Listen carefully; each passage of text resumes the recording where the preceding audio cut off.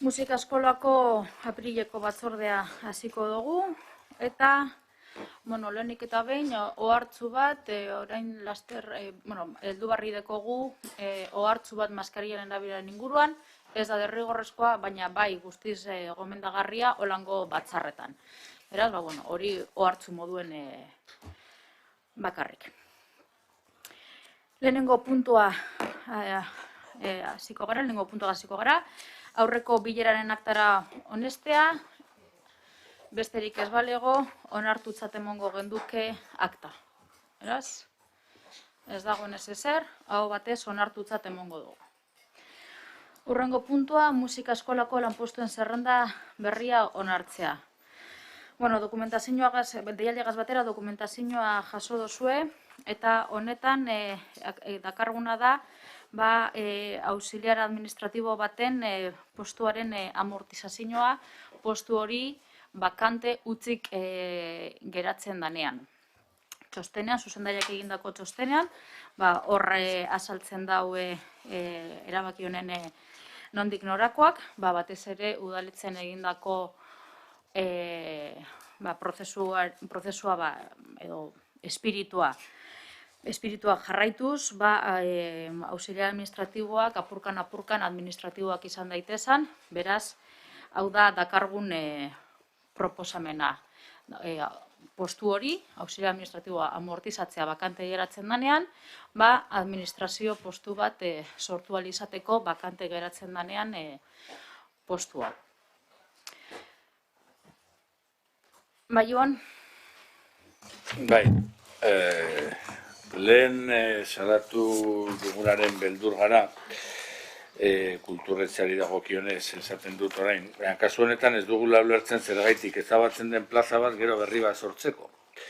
Eta galdera da, zergaitik ezin da ezabatzen den plaza hori egokitu edo dena dalakoa. Badakigu akordio bat dagoela aspalditik udaletxeko sindikatuekin administrari laguntzaileak administraria bihurtzeko, hemen planteatzen dena da plaza bat ezabatzea gero sortzeko berri. Torron hori ez dugu lertzen.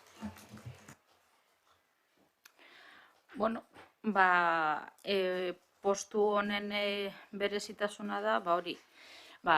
Lehen aurreko batzordean azaldu da moduan, baina hemen egiten denez galdera, osta bere azalduko da.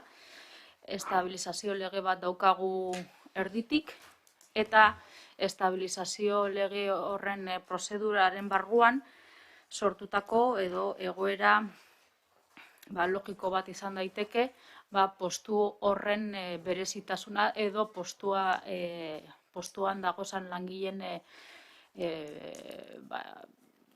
egoerara egokituz. Eta orduan ekartzen dena da, postu hau amortizatzea, behin postu hau bakante geratzen danean, transformatzeko eta administratibo bihurtu daiten.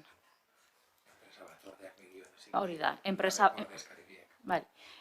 batzordeak guztiz begionez ikusita hau, labek hain zuzen enpresa batzordeko sindikatu bakarra lab da, guztiz begionez ikusi dau, enpresa batzordeak eta horregaitik dakarru.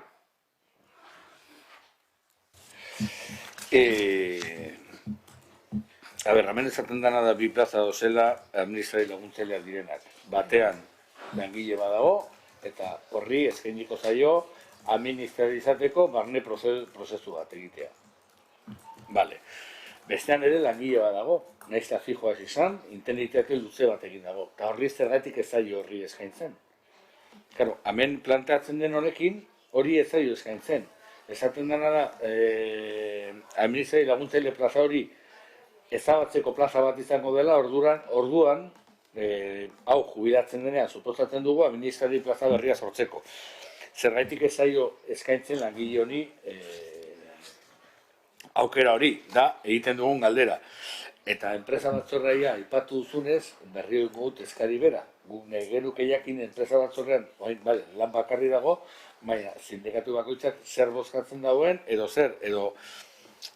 Claro, gauza batzuk, eta hor badakite gauzak desmania diela, gauza batzuk negoziatu behar dira enpresa batzordeakin eta beste batzuk informatu behar zaio enpresa batzordeari.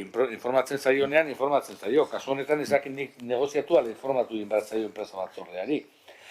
Baina negoziatzen baldin bada, suposatzen bosketa bat edo lako zerbait egongo dela, ez da bakarrik egon, gustatuko litzaiguke kasu guztietan azaltzea zein izan zen enpresa batzordearen partaide guztien boskaren zentzua. Bale, bueno, gai hau, dakizu moduan, estabilizazio lege baten barruan gagoz, honek dakargu RPT-ak era egokituan guztiz eguneratuta eukitea, epe zehatz konkretu batera, ezta? Hainbat gauza bai ikusten genduzan egin behar zirela, baina lege honek egin dauena izan da, gauza batzuk edo prozesu batzuk bizkortzea eta arinago ekartea denboran. Orduan, musika eskolako RPT-a ikusita, egoera batzuk ikusten dira, aztertu egiten da, batzuk izatez aztertuta egosan, ez da? Baina, zuzendaritza barriagaz ja konpartitu egiten da, ze legeak epe bat jartzen deuzku, eta ez dago aurreikusita epe hori betetzeko zuzendari titularra postuan egotea, beraz, zuzendari barriak be, RPT hori aztertzen dau, sindikatuek be aztertu egiten dabe. Eta ikusten da, ze lango RPT-a daukagun, eta ze egoera diferenteak dagozan, eta noranzko guztiak landu egiten dira sindikatuagaz. Eta orduan, gai hau maiganean jartzen danean, guztiz logikoa dala ikusten dabe, eta baiezkoa moten duzkue prozesu hau hasteari. Guztiz oneritzi guztia dago, hau egiteko.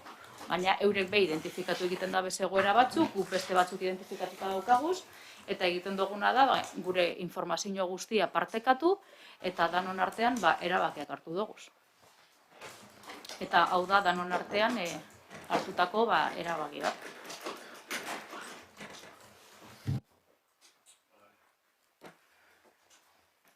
Vale. Beraz, Carolina, Muy breve. Entiendo que, como comentamos también en el aula de cultura, pues aquí también habrán propuestas tanto por la parte de la escuela de música como por la parte sindical sobre qué puestos se van a ver afectados o que se van a modificar de la RPT. Entonces, de la misma manera que lo pedimos en la anterior Junta Rectora, pues que si nos podéis dar esa información cuando la tengáis publicada, hacéis el mes próximo y que se nos dé cuenta en la Junta Rectora siguiente. Sí. Vale, pues, pero bueno, que quede constancia que nos gustaría conocerlo, ¿vale? Ederto. Gracias. Arazo barik. Bale, beraz, besterik ez badago, boskaketara pasatuko gara. RPT-aren aldaketaren proposamenaren baiezkoak, Eusko Alderdi Jeltzalea eta Alderdi Sozialista, abstentziorik, EH Bildu eta Alderdi Popularra. Podemos. Eta Podemos, barkatu. Bai, ez dut esan, barkatu. Karrekin Podemos be, abstenitu egiten da. Bale, informazio puntura helduko ginateke, hain zuzen be, matrikulazioaren inguruko informazioa, barruko matrikulazio epean gagoz, hain zuzen be, eskolan daukaguzenak, ezta? Eta orduan, 1.360 ikasle daukaguz momentu honetan, horretatik 89,5% barritu dabe matrikula datorren kursorako, guztiz normaltasun baten barruan eginda matrikulazioa, eta segaitik dinot hau, osta bera be, online bidez bakarrik egindalako matrikulazioa. Beraz, arazoren bat euki badaunonok matrikulazioa online egiterakoan, musika eskolatik gustu handiz lagundu deutzie, eta arazo barik eginda. Hurrengo prozesua izango da,